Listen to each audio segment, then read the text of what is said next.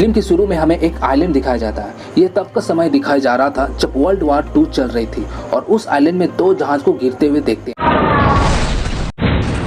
हैं। फिर उसमें से 2 सिपाही को भी उतरते हुए देखते हैं और दोनों एक दूसरे से लड़ने लगते हैं। फिर भागते भागते जंगल की तरफ चले जाते हैं। जब वो दोनों एक दूसरे को मारने वाले ही होते हैं तभी हमें एक बड़ा सा गोरिल्ला दिखाया जाता है, बड़ा सा क्रिएचर, और उसका नाम था कोंग।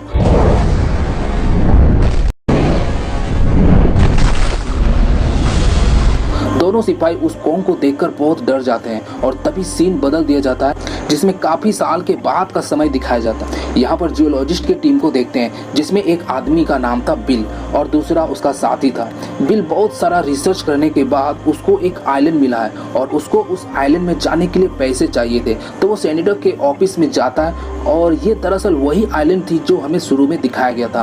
बिल उसे सेनेटर को बताता है कि ये बहुत ही पुराना आइलैंड है और इसमें अलग अलग तरह के क्रिएचर रहते हैं और इस बारे में दुनिया को कुछ भी नहीं मालूम है, क्यों ना हम उसे ढूंढ लें। फिर सेनेटर बिल को फंड देने से मना कर देता है। फिर बिल उसे मनाने की कोशिश करता है और कहता है कि पूरी दुनिया के अलावा रसिया भी इस आइलैंड में अपना कब्जा करना चाहता है, इसलिए उससे पहले हमें जाना चाहिए। ये सुनते ही सेनेटर उसे फंड देने के लिए राजी हो जाता है और परमिशन दे देता है। फिर बिल एक टीम बनाता है जिसमें कुछ सोल्जर को शामिल कर देता है और खुद इंचार्ज बन जाता है। और इस टीम में एक मेजर भी था और एक गाइड भी था जिसका नाम था जेम्स, और फोटो खींचने वाली एक लड़की भी थी जिसका नाम था मेसन।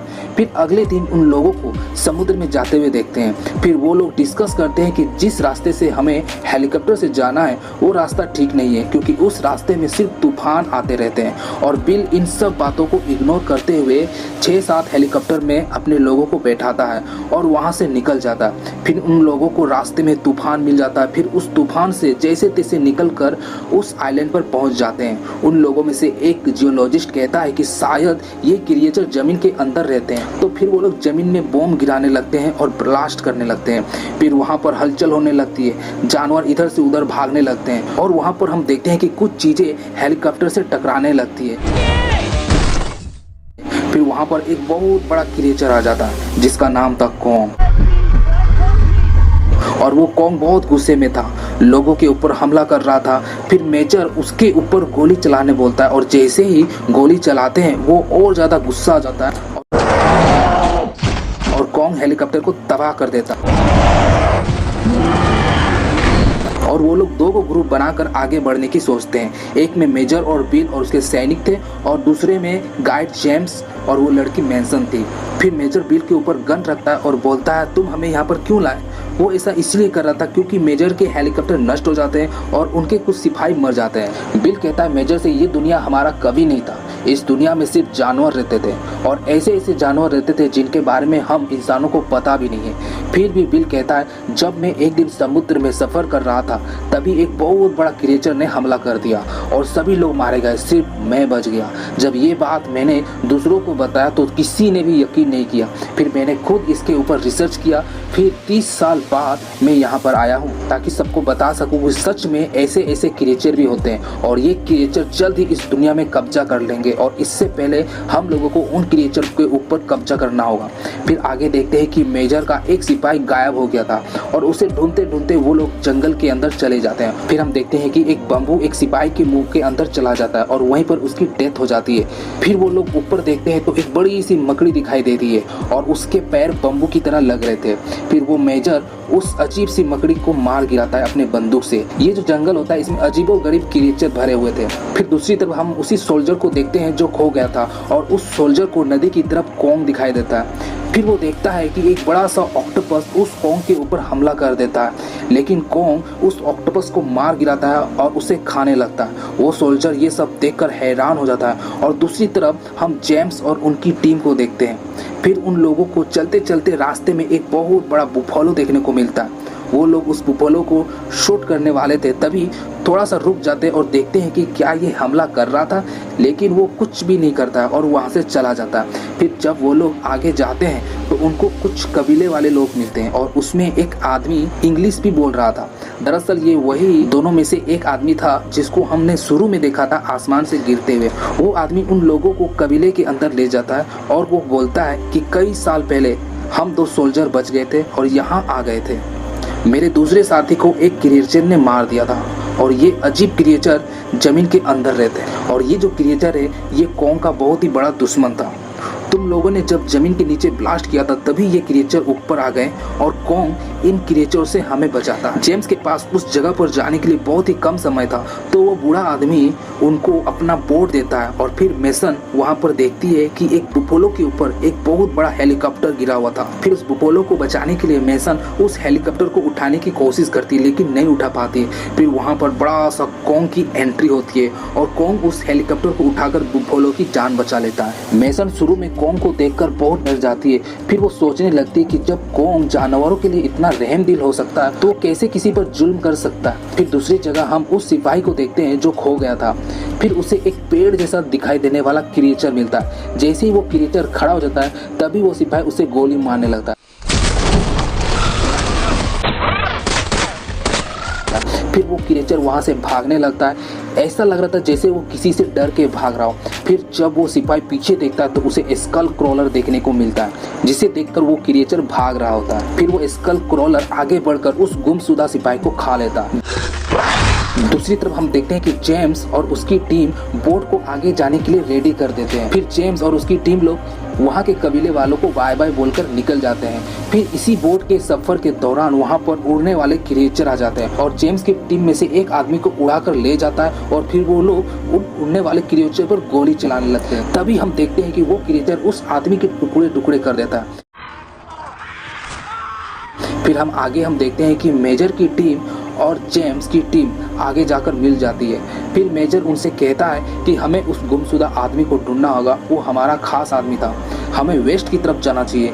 फिर वो बूढ़ा आदमी कहता है कि नहीं, हमें वेस्ट में नहीं जाना चाहिए क्योंकि उधर बहुत खतरा है। फिर मेजर उसकी बात को ध्यान नहीं देता है और आगे बढ़ने लगता है और जेम्स को भी अपने साथ चलने बोलता है। फिर वो लोग एक जगह पर जाते हैं जहाँ पर वो लोग बड़े बड़े क्रिएचर के कंकाल दिखाई देता है और ये कंकाल डिग्रेड होकर फॉसिल फ्यूल बन गए थे।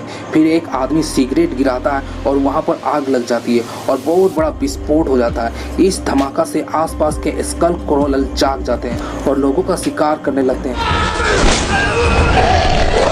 फिर सिपाही लोग उस स्कल क्रॉलर के ऊपर गोली चलाने लगते हैं और तभी स्कल क्रॉलर अपने मुंह से एक आदमी के कंकाल को निकालता है, साथ में एक लॉकेट निकलता है। ये उसी सिपाही का लॉकेट था जो गायब हो गया था, जो गुमशुदा हो गया था। उनको पता चल गया था कि वो जिंदा नहीं है। फिर वो लोग वहाँ से भाग नहीं पा रहे थे क्योंकि चारों तरफ स्कल क्रॉलर ही फैले हुए थे। फिर हमें दिखाया जाता है कि वहाँ पर ग्रीन कलर का गैस फैला हुआ था। फिर वो लोग उनको फायर गन से मार देते हैं। फिर जेम्स उस गुमशुदा आदमी का लॉकेट मेजर को दिखाता है और कहता है कि वो जिंदा नहीं है, इसलिए उसे ढूंढना बेकार है। फिर मेजर बहुत गुस्सा हो जाता है और कहता है कि मैं कॉन्ग को जिंदा नहीं छोड़ने वाला। फिर वो बूढ़ा सिपाही कहता है कि इसमें कॉन्ग की कोई गलती नहीं है, इसमें स्कल क्रॉलर की गलती है। अगर हम लोग कॉन्ग को कुछ कर देते हैं तो स्कल क्रॉलर से हमें कौन बचाएगा, वो तो हमें मार ही देगा।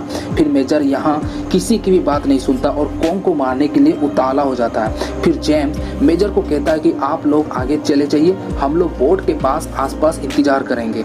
फिर से वो लोग दो हिस्से में बढ़ जाते हैं। फिर आगे हम देखते हैं कि जेम्स और मेसन एक पहाड़ की चोटी पर बैठे हुए थे। तभी वहाँ पर कॉन्ग को देखते हैं। फिर मेसन डरते डरते अपना हाथ कॉन्ग के नाक में लगाता है और उसे अच्छा लगता है और यहाँ कॉन्ग उनको कोई नुकसान नहीं पहुँचाता है। फिर हम दूसरी तरफ देखते हैं कि मेजर और उसकी टीम ने नदी के किनारे बहुत सारे बम लगा देते हैं। जैसे ही वहाँ पर ब्लास्ट होता है वहाँ पर कॉन्ग पहुँच जाता है और लोगों को मारने लगता है क्योंकि वो लोग इस जगह को खराब कर रहे थे और आग बहुत ही ज़्यादा था जिससे कॉन्ग बेहोश हो जाता है। और मेजर अपने सिपाही को और ब्लास्ट करने को कहता है लेकिन वहाँ पर जेम्स पहुँच जाता है और उन्हें ऐसा करने से मना कर देता है और हम लोग कॉन्ग के वजह से ही बचे हुए। कॉन्ग ऐसा नहीं है जैसा हम सोच रहे हैं, लेकिन यह मेजर नहीं समझता है और कहता है कि दुनिया हमारा है, पृथ्वी हमारी है, तो हम न टॉप पर रहेंगे, ये नहीं। जेम्स के बहुत समझाने के बाद भी मेजर अपने हथियार नीचे रखता है लेकिन वहाँ पर स्कल क्रॉलर आ जाता है और उन पर हमला करने लगता है। तभी वहाँ कॉन्ग भी खड़ा हो जाता है और इधर मेजर बॉम्ब को ब्लास्ट करने को कहता है। तभी कॉन्ग उस मेजर को कुचलकर मार देता है और स्कल क्रॉलर की तरफ बढ़ने लगता है। दोनों में लड़ाई होने लगती है और लड़ते लड़ते सुबह हो जाती है और इधर जेम्स के लोग स्कल क्रॉलर पर गोली चला रहे थे। फिर जो स्कल क्रॉलर था वो कॉन्ग को छोड़कर उस गोली चलाने वाले आदमी की तरफ बढ़ता है।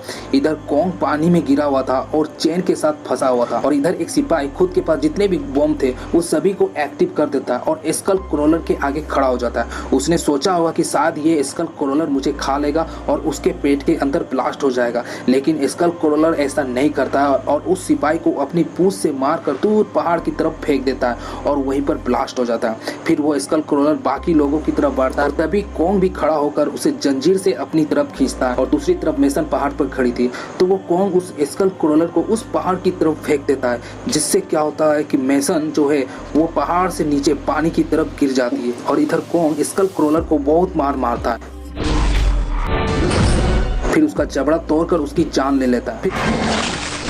फिर कॉन्ग उस लड़की को बचाने जाता है और उसे पानी से निकालकर जेम्स के पास छोड़ देता है। फिर वो कॉन्ग वहां से चला जाता है। फिर इधर सभी लोग अपने अपने घर चले जाते हैं। वो बूढ़ा सिपाही भी घर जाकर अपनी बीवी और बच्चे के साथ मिलते हुए देखते हैं और ये फिल्म यहीं पर खत्म हो जाती है।